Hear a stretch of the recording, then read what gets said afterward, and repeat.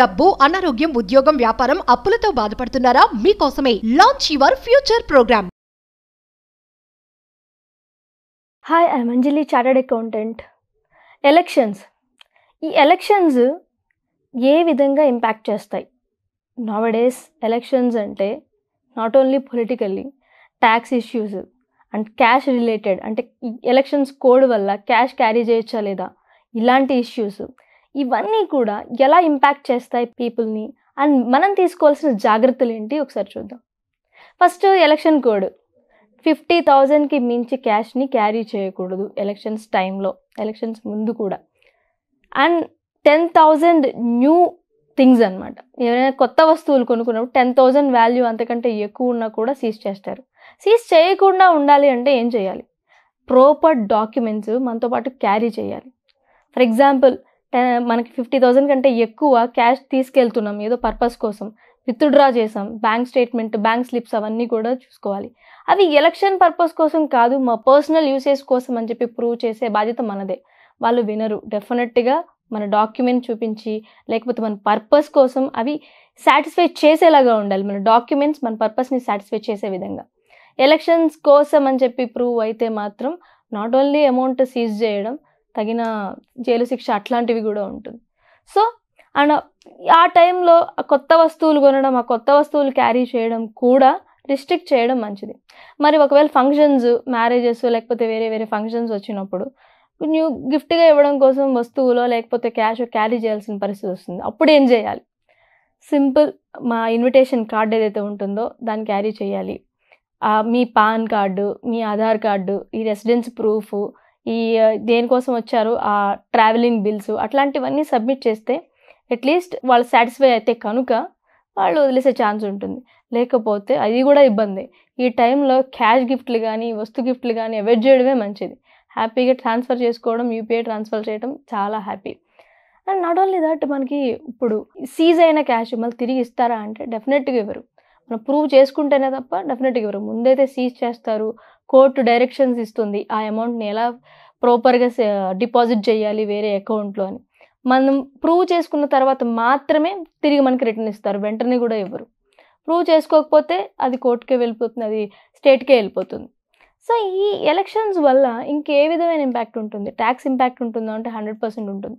ఎందుకంటే కొత్త గవర్నమెంట్స్ వచ్చినప్పుడు వాళ్ళు న్యూ ట్యాక్స్ కొన్ని ప్రామిసెస్ చేస్తూ ఉంటారు. అవును, ఈ స్టేట్కి మనం స్పెషల్ స్టాటస్ ఇస్తాం, లేకపోతే ఈ స్టేట్లో పెట్టిన కొత్తగా ఇన్వెస్ట్మెంట్స్ పెట్టిన కంపెనీస్కి ట్యాక్స్ రిబేట్ ఇస్తాం, కొన్ని 10 years వరకు ట్యాక్స్ ఫ్రీ, అట్లాంటివి ట్యాక్స్ రిఫార్మ్స్ చేస్తూ ఉంటారు.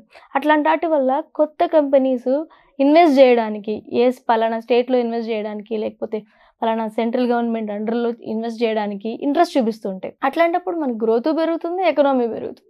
మరి ఏంటి ట్యాక్స్ ఇష్యూ? ఓన్లీ ట్యాక్స్ మాత్రమే పట్టించుకుంటాయి కంపెనీస్ అంటే? Tax is a sentiment. లో ట్యాక్స్ పడుతుంది అనుకున్నప్పుడు వాళ్ళకి ఏంటంటే ఒక సెంటిమెంట్ ఫీల్ అవుతారు. వాళ్ళు ట్యాక్స్ మాత్రమే చూడరు. ఆ స్టేట్స్లో, పర్టికులర్ స్టేట్స్లో లేకపోతే పర్టికులర్ గవర్నమెంట్ అండర్లో వాళ్ళకి సేల్స్ కానీ, ట్రాన్సాక్షన్స్ కానీ బాగా జరుగుతాయా, అండ్ నాట్ ఓన్లీ దట్ వాళ్ళకి కావాల్సిన రా మెటీరియల్ దొరుకుతుందా, అండ్ సరైన ఫీజబుల్ రేటుకి దొరుకుతుందా, అట్లాంటివన్నీ కూడా చూస్తారు. సో ఇలాంటివి జరుగుతున్నప్పుడు ఏంటంటే ఎకనామీ కూడా ఫ్లక్చుయేట్ అవ్వటం, స్టాక్ మార్కెట్ కూడా ఫ్లక్చుయేట్ అవ్వటం. ఇప్పుడు ఎలక్షన్స్ అంటే ఏమేమి ఇంపాక్ట్ అవుతాయి? యూజువల్లీ ఏ సెక్టార్స్ ఇంపాక్ట్ అవుతాయి? ట్రావెలింగ్ సెక్టార్స్ ఇంపాక్ట్ అవుతుంది, ఈ హోటల్ రెసిడెన్సీ సెక్టార్స్ ఇంపాక్ట్ అవుతుంది, ఫుడ్ ఇండస్ట్రీ ఇంపాక్ట్ అవుతుంది, అండ్ నాట్ ఓన్లీ దట్ ఈ టెక్స్టైల్ ఇండస్ట్రీ, ఇట్లాంటివన్నీ కూడా, రోడ్ ట్రావెలింగ్, ఇలాంటివన్నీ కూడా ఇంపాక్ట్ అవుతాయి. ఇట్లాంటివన్నీ గ్రోత్ పెరిగినప్పుడు ఆ 4 రోజులనే కాదు, తర్వాత కూడా ఇంపాక్ట్ ఉంటుంది. ఈ గ్రోత్ పెరిగినప్పుడు ఎకనామీ పెరగడం, స్టాక్ మార్కెట్ ఫ్లక్చుయేట్ అవ్వడం, ఇట్లాంటివి ఉంటుంది. ఈ 2024 ఎలక్షన్స్ అనేవి చాలా పర్టికులర్, చాలా స్పెసిఫిక్గా అనమాట. ఎందుకంటే గుజరాత్ గిఫ్ట్ సిటీగా డిక్లేర్ అయ్యి అక్కడ ఐటీ హబ్, నెంబర్ 1 ఐటీ హబ్గా మారిపోతుంది. సో దానికి అక్కడ చుట్టూ ఏంటి, ఆ ఐటీ హబ్గా మారడం వల్ల చుట్టూ కన్స్ట్రక్షన్స్ వస్తాయి, నెంబర్ ఆఫ్ ఎంప్లాయీస్ అక్కడ రెసిడెన్స్ ఉంటారు, స్కూల్స్ పెరుగుతాయి, హాస్పిటల్స్ పెరుగుతాయి, కన్స్ట్రక్షన్ పెరుగుతుంది, అన్ని ఫీల్డ్ కూడా చేంజ్ అవుతుంది. సో స్టాక్ మార్కెట్ ఆటోమేటిక్గా ఇంక్రీజ్ అవ్వడం, డిక్రీజ్ అవ్వడం, ఫ్లక్చుయేట్ అవ్వడం జరుగుతుంటుంది.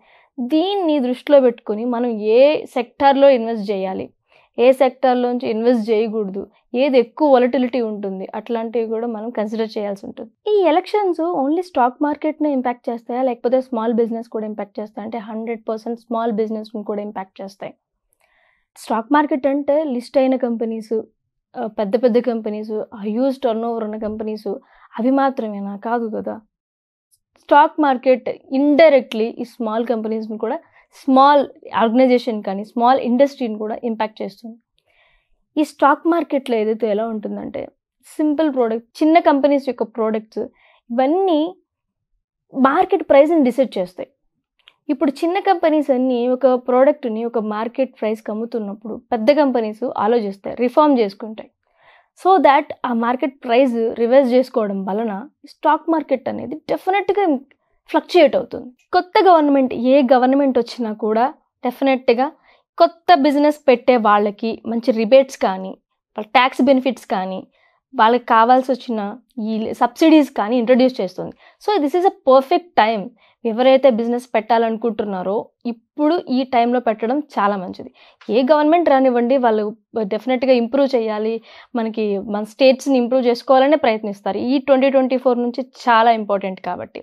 This is the video. Thank you. Suman టీవీలో మీ పర్సనల్ అండ్ బిజినెస్ ప్రమోషన్స్ కోసం కింది నెంబర్కి కాంటాక్ట్ చేయండి.